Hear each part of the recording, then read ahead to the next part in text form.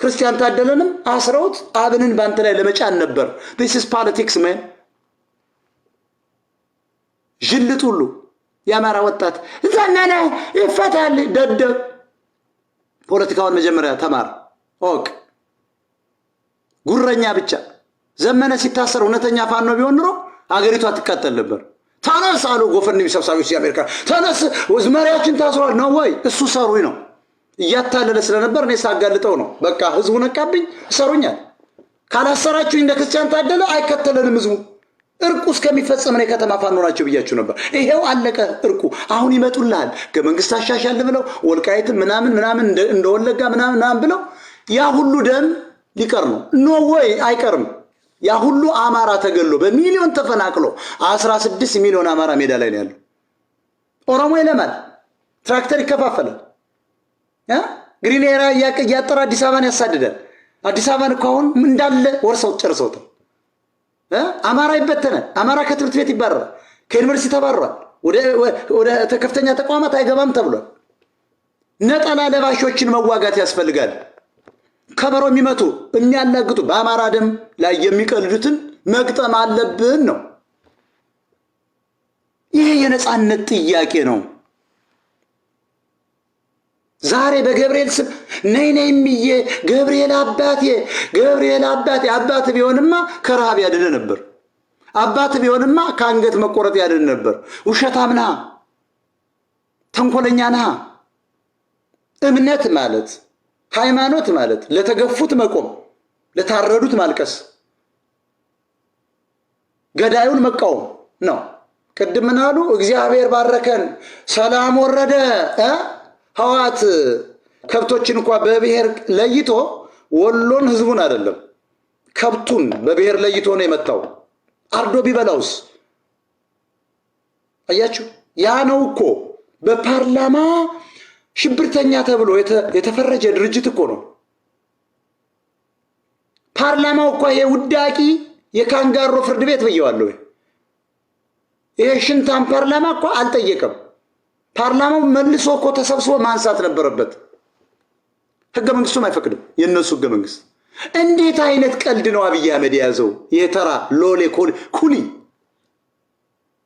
ይውሸታ ማያችሁ እንደ ዱቄት በእናለ ያለው ከማን ጋር የሚደራደረው? ከማን ጋር የተደራደረው?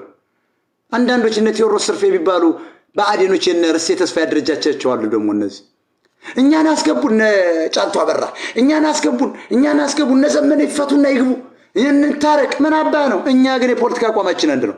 ሁለቱም ጠላት ነው። ሁለቱም ወንጀለኛ ነው። ለዓለም አቀፍ ለአይሲ ፍርድ ቤት መቅረብ ያለበት ነው። በአማራ ደም የተጨማለቁ ናቸው። በትግሬ ደም የተጨማለቁ ናቸው። ሁለቱም መቅረብ አለባቸው ለፍርድ። ተነሳ አማራ፣ ኢትዮጵያን ገላ አድርጋት። የሚስቀው ምናምን ተወው። ይሄ ሽንፍላ የረገበ ሱሪውን እንደዚህ ከፍ አድርጎ መታጠቅ የማይችል ጅል ነው። ቆሻሻ አዲስ አበባ፣ ቆሻሻ ባህር ዳር ኳስታ ያለ እንዳንተ በዚህ ሰዓት ሽንታ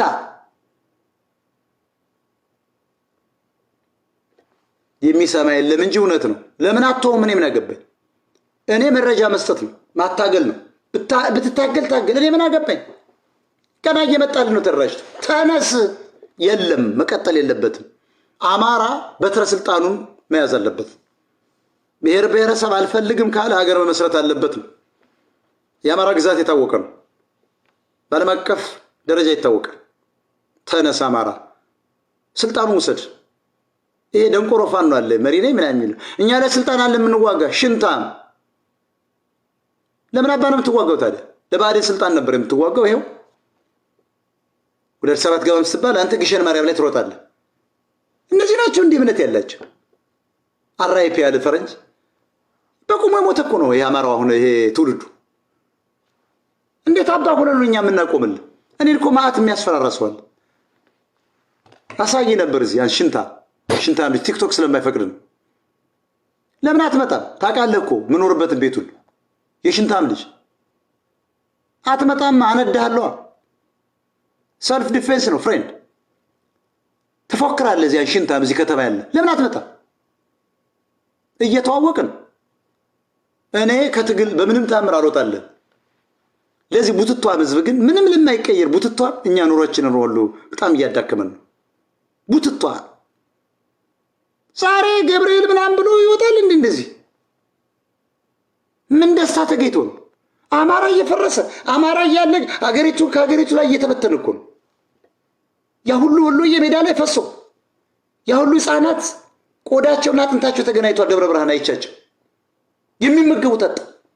ይሄ ግን ናይና የምየ ማርያም ናይና የምየ ካናቢስ የወሰደ ይመስላል። ይሄንን ነበር መደዳውን በኮንሰንትሬሽን ካምፕ የሚባል እንደ እስራኤላውያን እናቱ አፈርት ብላለትና ቆሻሻ ይህን ነበር መረሸን አስገብተ የቴዎድሮስን ቅባት ለኔ ለአንድ ዓመት በቀባይ ንጉስ አድርጎ አሰልፌ ነበር መረሸን እና አህያ። ይሄ ጠላት ነው፣ ጠላት ነው። ቴዎድሮስ ካሳሁን ጠላት ነው። አሜሪካን መጥቶ እየዘፈነላችሁ ነው። ኃይለማርያም ጊዜ ስናባረረው ባህር ዳር መጥቶ እኮ በአስክሬናችን ላይ በትኩስ አስክሬን ላይ የዘፈነ ነው። የሚወዱት የአማራ ዶክተሮች ደንቆሮ ናቸው። ገጠር ይባላለው ብላችሁ የእሱን ዘፈን የምትሰሙ ገጠር ይባላለው በማለት ድኩማን ስለሆናችሁ ነው።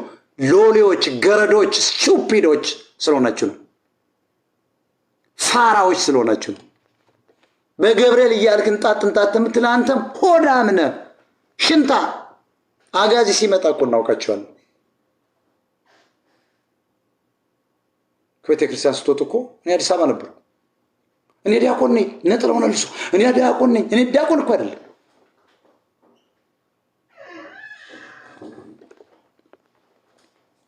ለአማራ የማይሆን ሀገር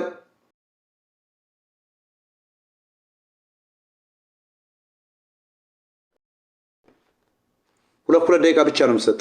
አዶ ሀብታ መተኛት አለብኝ። ረጅም ሰዓት ስንሰራ አይታችኋል። ቅድም ጤና ይስጥልኝ። አብሮ ይስጥልን ወንድም ወጣ።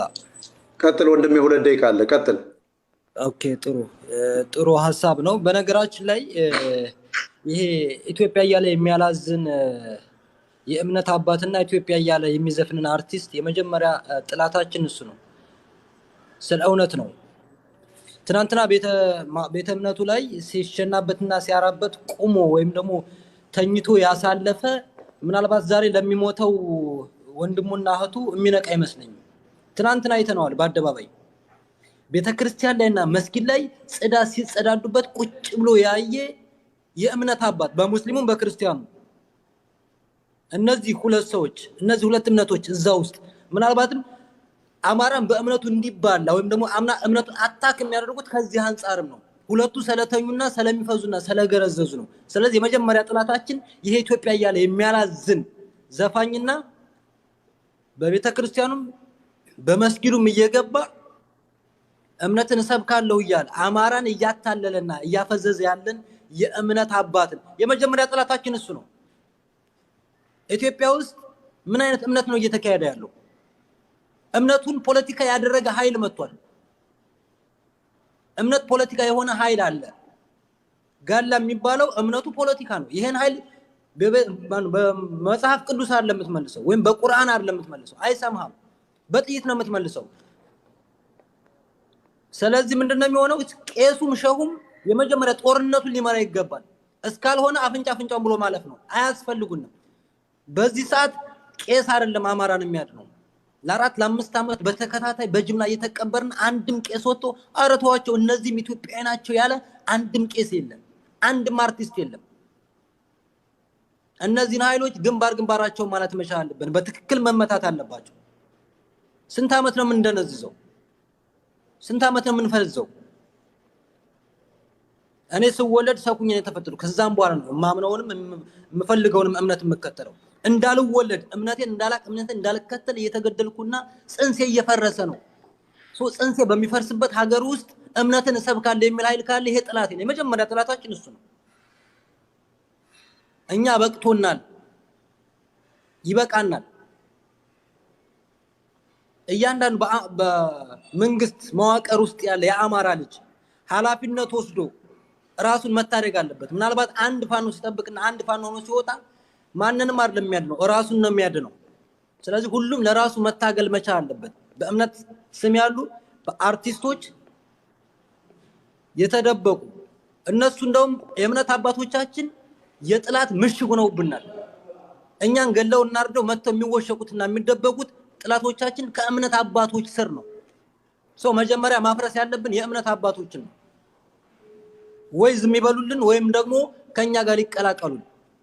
መሬት ላይ ያለ ሀቅ ነው። ቆፍረን አይደለም የምናወራው። መሬት ላይ ያለው ሀቅ ነው። እንደ እምነት አባቱን ያሳዩን ወይም ደግሞ ይውጡልን። አባት እንጂ እበት ነው። አባት ሳይሆን እበት በጅምላ እየተገደለ እየተጨፈጨፈን ለ4 ለ5 ዓመት ይሄን ማውገዝ የማይችል የእምነት አባት መንገድ ማስከፈት የማይችል የእምነት አባት ለኛ ይሰራል። እኛ በቅቶናል።